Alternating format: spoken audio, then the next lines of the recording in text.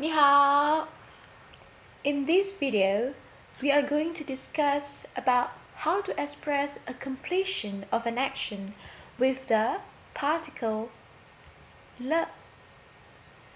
I believe many of you might have known that particle le has a lot of uses, and one of the most common way of expressing a completion of an action is by using the particle le, or we call it as the verb le.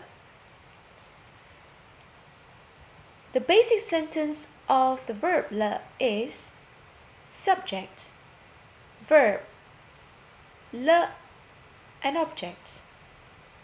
Notice that the le comes directly after the verb. This is what we call as an aspect. This is different with the tense in English. Tense in English is about indicating when the action is happened. For example, the past tense, present tense, and the future tense.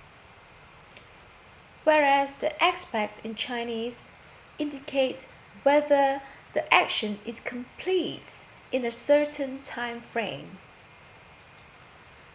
See the following examples. 他吃了蛋糕。他吃了蛋糕。She ate the cake. 我学了2年中文。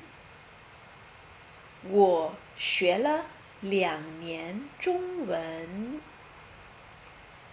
I studied Chinese 2 years. 你吃了什么？你吃了什么？ What did you eat? As you may notice, these examples indicate a completed action, and they might also seem very similar to the past tense in English.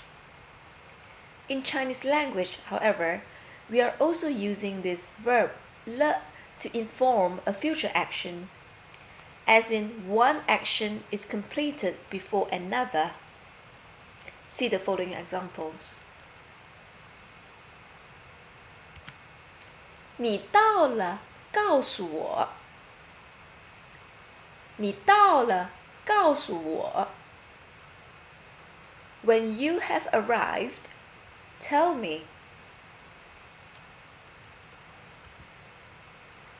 老板走了以后，你们可以走。老板走了以后，你们可以走。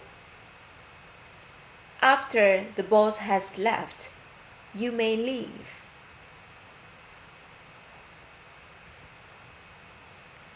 我们吃了饭以后，去逛逛吧。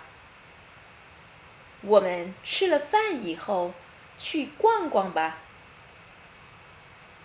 After we have eaten, let's go walking around.